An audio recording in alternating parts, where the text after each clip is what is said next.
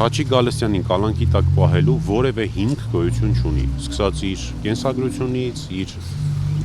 անցած ուղուց եւ այլն եւ այլն եւ այլն, այսինքն այն հիմքերը, որոնք կարող էին լինել կալանքի համար, գոյություն չեն ունեցել։ Առավել եւս, որ այլընտրանքային խափանման միջոցներ կիրառելու բազմաթիվ հիմքեր, թեև մենք դրան էլ համաձայն չենք, որովհետեւ հիմնավոր կասկածի շեմ առնվազն հաղթահարված չի, բայց անգամ այդ պայմաններում, մեր դատական պայմաններում, մեր դատարանների պայմաններում ամբողջությամբ կարելի էր կիրառել այլընտրանքային խափանման միջոցներ։ Սա ինչի մասին է խոսում, պարոն Բաբայան։ Սա խոսում է Փաշինյանի վախերն են, թե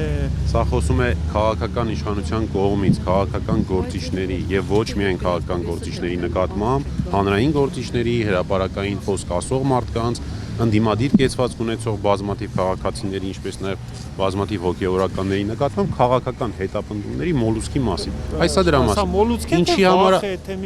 Ինչի համար է դա արվում, որպեսզի Հայաստանի Հանրապետությունում տարածվի վախի մթնոլորտ ընտրություններից առաջ, որպեսզի բոլորը իմանան, որ եթե հանկարծ փորձեն տարբերվող կարծիք ասել, քան իշխանության կարծիքն է, նրանք կարող են բանտարկվել, բայց պիտի հիասթափեցնեմ իշխանությանը Հայաստանի Հանրապետությունում շատ քիչ մարդիկ կգտնվեն, որ դրանից կվախենան, նրանք էլ կլինեն իրենց երևի մերձավոր շրջապատում։ Պարոն Բաբայանը եւ ըստ տեղեկությունների ենթադրյալ այս ընտրակաշառք բաժանելու հոդվածը որ կա, պարոն Գալստյանի նկատմամբ ինչ-որ խոսակցությունների հիման վրա են, որ պարոն Գալստյանը խոսել է աշխատակիցների հետ, ընդմիջման գումար կարծեմ հավաքելու շուրջ է եղել։ Արդյոք սա համապատասխանում է իրականությանը։ Հաշվի առնելով, որ նախաքննության փուլում ենք դեռևս եւ նախաքննական գաղտնիքով էլ մեզ կաշկանդել են, չեմ կարող շատ փակագծեր բացել, բայց այո, կան այդպիսի խոսակցություններ, որոնք ամենօրյա, առօրյա սովորական խոսակցություններ են, որոնք ես ամեն օր կարող եմ մեր գրասենյակի աշխատողների հետ ունենալ, ես ամեն օր կարող եմ իմ ընկերների հետ ունենալ, կան խոսակցություններ, որոնք քաղաքական հետապնդման ենթարկելու նպատակով ձևակերպվում կամ մեկնաբանվում են այլ կերպ։ Այսքանն է, այս ունենք, ինչ որ ունենք։ Կոռուպցիոնը 23 հոգու մասին էր խոսում, այսինքն հայրենիք այնպես է տպավորությունը, որ 23 հոգի հայրենիք կուսակցությունից այս կոռուպցիոն գործով, որը դուք շինծու եք որակում, անցնում։ Իրոք այդքան մարդ կա կուսակցությունից, որ կուսակցությունից կա ընդամենը 2 հոգի, որը այս պահին մեղադրյալի կարգավիճակ ունի եւ երկուսն էլ կալանքի տակ են։ Մնացած անձանց վերաբերյալ ես չունեմ տեղեկություններ, բայց վստահաբար պնդում եմ, որ հայրենիք կուսակցության հետ նրանք առնչություն չունեն։